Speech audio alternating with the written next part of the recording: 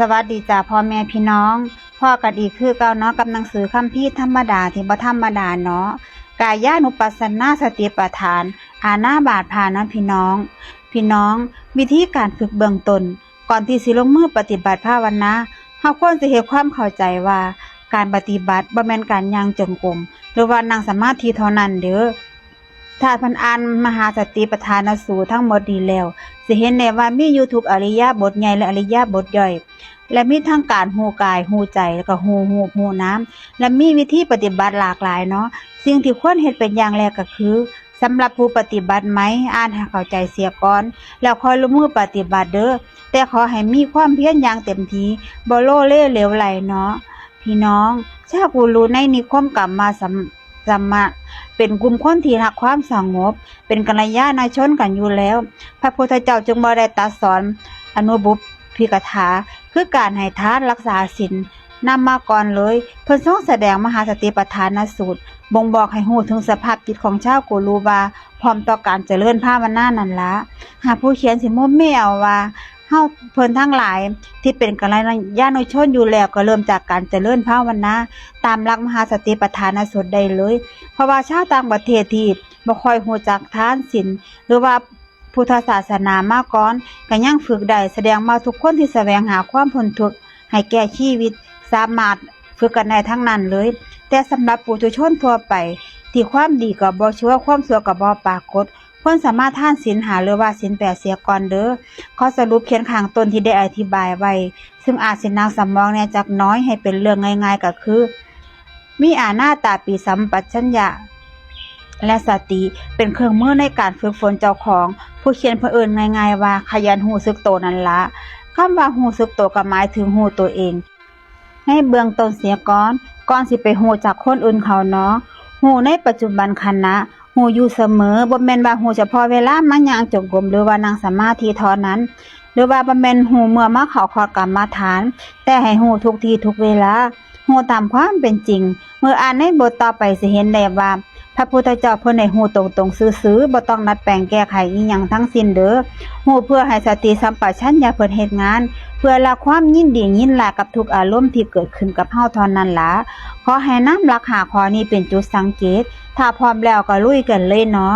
พี่น้องอานาปาตพาฝึกจิตจากลมหายใจเนาะเบิ่งก่อนภิกษุทั้งหลายภิกษุพิจารณาเห็นกายในกายอยู่แบบนี้แล้วภิกษุในธรรมวินัยนี้ไปอยู่ในป่าก็ดีไปอยู่โคนไม้ก็ดีไปอยู่เรือนว่างก็ดีนั่งคูบัลลังก์ตั้งกายตรงก็ดีดำรงสติไว้เฉพาะหน้าเธอมีสติหายใจเข้ามีสติหายใจออกเมื่อหายใจเข้ายาวเฮาก็รู้ชัดว่าเฮากำลังหายใจเข้ายาวหรือเมื่อหายใจออกยาวเฮาก็รู้ชัดว่าเฮากำลังหายใจออกยาวเมื่อหายใจเข้าสั้นเฮาก็รู้ชัดว่าเฮากำลังหายใจเข้าสั้นหรือเมื่อหายใจออกสั้นเฮาก็รู้ชัดว่าเฮากำลังหายใจออกสั้นเฮาย่อมศึกษาว่าเฮาฮู้จักทั่วกายทั้งหมดหายใจเข้าเฮาย่อมศึกษาว่าเฮาฮู้จักทั่วกายทั้งหมดหายใจออกเฮาย่อมศึกษาว่าเฮาจักผ่อนระงับกายสังขารคือลมหายใจเข้าเฮาย่อมศึกษาว่าเฮาจักผ่อนระงับกายสังขารคือลมหายใจออกเนาะเบิ่งก่อนภิกษุทั้งหลายนายช่างกึ่งหรือว่าลูกมือของนายช่างกึ่งผู้ขยันผู้มิชักเชือกกึ่งยาวก็ฮู้ชัดว่าเฮาชักยาวเมื่อชักเชือกกึ่งสั้นเฮาก็รู้ชัดว่าเฮาชักเชือกกึ่งสั้นแม่ชั้นใดนั่นเนาะภิกษุกับชั้นนั้นคือกันนั่นล่ะภิกษุย่อมตามเห็นกายในกายภายในกายอยู่บ้างตามเห็นกายภายในภายนอกอยู่แหนตามเห็นกายในกายทั้งภายในภายนอกอยู่แหนตามเห็นธรรมคือความเกิดขึ้นในกายอยู่แหนตามเห็นธรรมคือความเสื่อมไปในกายอยู่แหนตามเห็นธรรมคือทั้งหมดความที่เกิดขึ้นทั้งความเสื่อมในกายอยู่เนาะอีกอย่างหนึ่งสติของเธอที่ตั้งมั่นอยู่ว่ากายมีอยู่ก็เพียงสักว่าหูเพียงสักว่าอาศัยระลึกหูเท่านั้นถ้าเป็นผู้ตัณหาและทิฏฐิบ่อาศัยอยู่แล้วและบ่ถือมั่นอีหยังในโลกนี้เบิ่งก่อนภิกษุทั้งหลายแบบนี้ล่ะภิกษุชื่อว่าตามเห็นกายในกายอยู่เนืองๆนั่นเนาะจบอานาบาตพาเนาะพี่น้องกายานุปัสสติปัฏฐานหมายถึง การตั้งสติกำเนิดพิจารณากายให้รู้เห็นตามความเป็นจริงว่าเป็นเพียงกายบ่แม่นสัตว์บุคคลเฮาเขาคำว่าภิกษุในธรรมวินัยนี้คำว่าภิกษุหมายถึงผู้เห็นภัยในวัฏสงสารทั้งนักบวชและฆราวาสจึงจะเริ่มสติปัฏฐานตามคำสอนของพระพุทธเจ้าเพราะคำว่าธรรมวินัยนี้หมายถึงพุทธศาสนานั่นเองคำว่าไปอยู่ป่าก็ดีไปอยู่โคนไม้ก็ดีไปอยู่เรือนว่างก็ดีนั่นหมายถึงหาที่สงบอันเหมาะสมกับเจ้าของอาจเป็นในห้องนอนของเจ้าของก็ได้หรือว่าห้องพักที่บ่มีผู้ใดรบกวนเพราะการโหดตามหูลมหายใจต้องอาศัยความสงบพอสมควรหรือว่าเลื่อนว่างหมายถึงเสนาสนะ7อย่างเป็นป่าและโคนไม้ก็ได้แก่ภูเขาซอกเขาทำในภูเขาป่าสาป่าละเมาะที่โล่งแจ้งรอบฟัง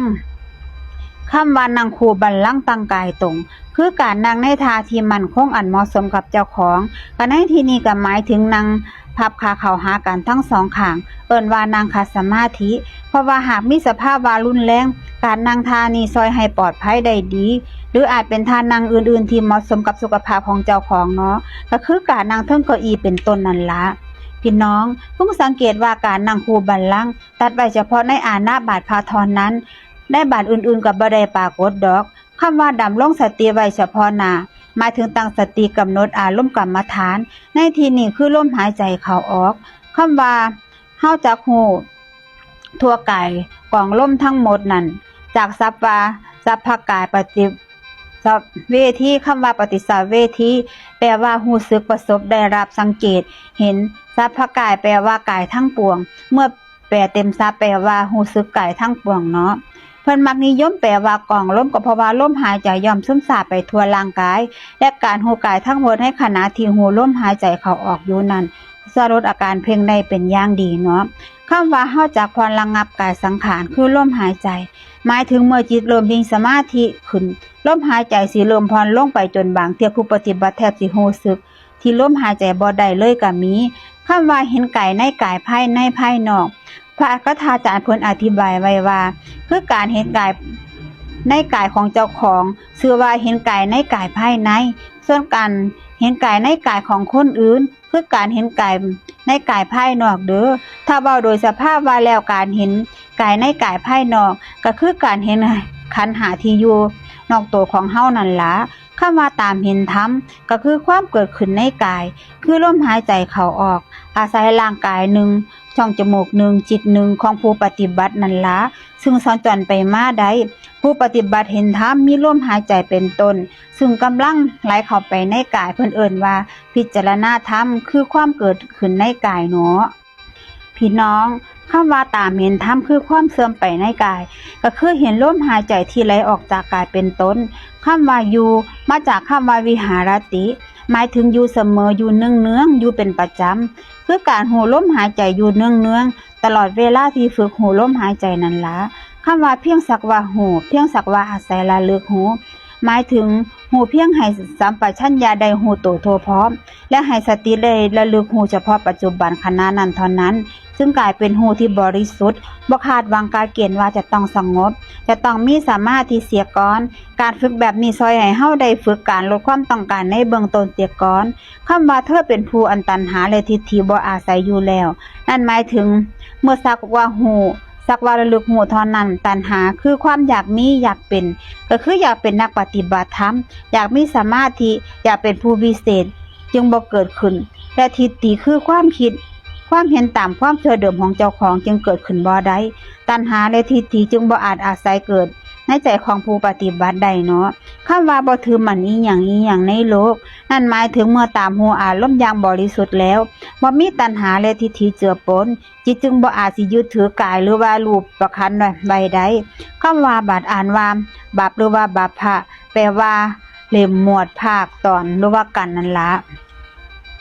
วิธีการฝึกอานาบาตพาเนาะ1หาที่สงบและหาเวลาที่บ่มีผู้ใดรบกวน2นั่งขัดสมาธิหรือว่านั่งในท่าที่สบายและมั่นคงที่สุดหลับตาค่อยๆระวังอย่าปิดเปลือกตาแน่นจนเกินไปเฮ็ดความรู้สึกคือจังเฮากำลังนอนหลับสบายๆนั่นล่ะผ่อนคลายทั้งโตทิ้งภาระหน้าที่และความคาดหวังทั้งหมดออกไปจากใจเด้อ 3. ปล่อยให้ลมหายใจเป็นธรรมชาติลมหายใจเป็นแบบใดก็เพียงรับรู้ว่ามันเป็นแบบนั้นเท่านั้นถ้าจิตบ่ยอมสงบอย่าบังคับลมหายใจเด้อผู้ปฏิบัติใหม่มักถือความฟุ้งซ่านความง่วงหรือว่าความปวดรบกวนก็ขอให้ตั้งใจก็คือว่า15 นาทีถึง30 นาทีและพยายามนั่งให้ครบเวลาอย่าลุกหนีโดยเด็ดขาดเป็นการฝึกให้มีสัจจะบารมีไปในตนเนาะและค้นหาเวลาฝึกให้ได้ซุมื้อโดยบ่มีเงื่อนไขอิหยังเมื่อจิตเริ่มสงบจึงค่อยรู้กายทั้งปวงคือกองลมนั่นล่ะควบไปด้วยสิซอยให้จิตบ่จมอยู่ในอารมณ์ใดอารมณ์หนึ่งเนาะ6เมื่อจิตสงบโดนขึ้นลมหายใจสิผ่อนลงไปโดยอัตโนมัติจนบางเที่ยอาจสิรู้สึกคือจังบ่มีลมหายใจ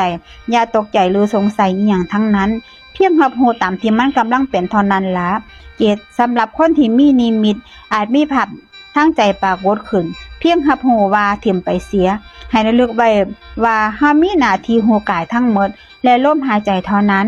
ขอกราบขอบพระคุณและอนุโมทนาบุญกับทุกๆท่านที่รับฟังจนจบคลิปเนาะพอกันใหม่ในคลิปหน้าเนาะพี่น้อง